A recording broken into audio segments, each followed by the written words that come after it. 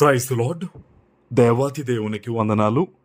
ప్రభు నామమున మీ అందరికీ నా ప్రత్యేకమైన వందనాలు, శుభాలు తెలియచేస్తున్నాను. మీ ప్రార్థన అవసరతలు నాకు తెలియచేయండి. తప్పకుండా నేను మీకోసం ప్రార్థిస్తాను. ఈ దినము కొరకు ఏర్పాటు చేయబడిన దేవుని వాగ్దానము మత్తయి సువార్త 6వ అధ్యాయము 32, 33 వచనాలు. ఇవన్నీ మీకు కావలనని మీ పరలోకపు తండ్రికి తెలియను. కాబట్టి మీరు ఆయన రాజ్యమును నీతిని మొదట వెదుకుడి, అప్పుడు అవన్నీ మీకు అనుగ్రహింపబడును. దేవుని నామానికి మాత్రమే మహిమ కలుగునుగాక. హల్లెలూయా. ఈ ఉదయకాల సమయంలో సర్వశక్తివంతుడగు నీ తండ్రి, నీ దేవుడు గొప్ప వాగ్దానాన్ని నీకు అందిస్తూ ఉన్నారు. ఆయన అంటున్నారు కదా, ఇవన్నీ మీకు కావాలని మీ పరలోకపు తండ్రికి తెలియను.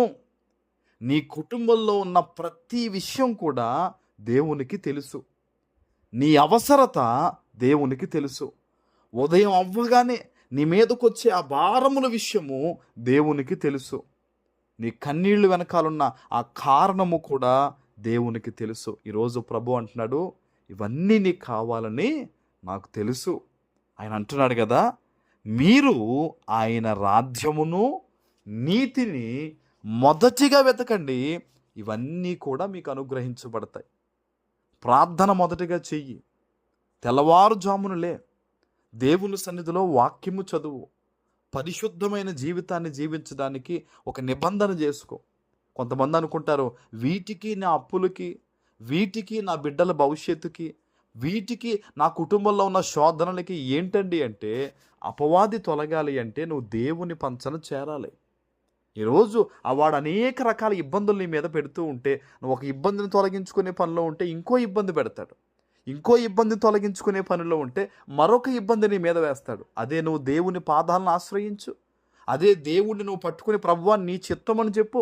ఆయన సముద్రమును గద్దించినవాడు, గాలిని గద్దించినవాడు.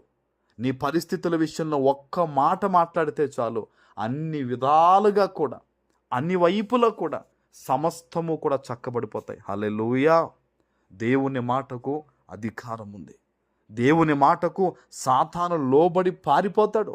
ఈరోజు నీ కుటుంబంలో, నీ పరిస్థితుల్లో ఉన్న కొన్ని సాతాను శోధనలు బహుశా తొలగట్లేదేమో. ప్రభు మార్గంలోకి రా ఒక్కసారి. నేను ఏదేమైనా తెల్లవారుజామున 3 గంటలకల్లా మోకాళ్ళు వేస్తాననే నిబంధనతో ఒక మోకాళ్ళే 3 గంటలకి. ఉదయం లేవగానే దేవుని వాక్యాన్ని చదువు.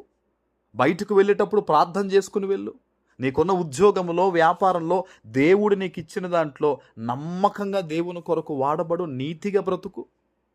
నీ జీవితంలో ఎంత గొప్ప అద్భుతం జరుగుతుందో నువ్వు గమనించగలుగుతావు. ఆయన అందుకనే అంటున్నాడు, నీకు ఇవన్నీ కావాలని నాకు తెలుసు. ఆయనకు తెలుసట, నీ ప్రతి పరిస్థితి తెలుసట దేవునికి. నీ కుటుంబంలో ఉన్న వాళ్ళకు కూడా తెలియదేమో కానీ నీ మనసులో ఉన్న ప్రతిదీ దేవునికి తెలుసు. ఆమేన్.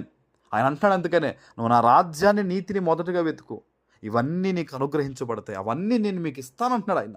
కాబట్టి ఏమి తిందుమా, ఏమి త్రాగుదుమా, ఎలా కడతామా, ఏంటి ఈఎంఐ, నెలాఖరి, ఇవన్నీ కాదు. ప్రభువా నీ చిత్తము నెరవేరుస్తాను, నేను నీ కొరకు ఉపయోగపడతాను, నీ మందిరంలో నేను ఉంటాను, నీ వాక్యాన్ని పట్టుకుంటాను, నీ నీతిగా బ్రతుకుతాను, ప్రభువా నన్ను దీవించని ఆయన పాదాల చెంత నువ్వు చేరిపో అంతే, ఖచ్చితంగా దేవుడు దీవిస్తారు.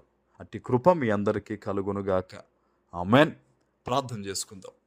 పరిశుద్ధుడు అయిన మా తండ్రి, ప్రేమ కలిగిన ప్రభువా మీకు వందనాలు. ఈ యొక్క ఉదయకాల సమయంలో మీరు ఇచ్చిన గొప్ప వాగ్దానము ప్రతి బిడ్డ జీవితంలో నెరవేర్చి స్థిరపరచమని యేసు నామమున ప్రార్థిస్తున్నాను తండ్రి. ఆమేన్.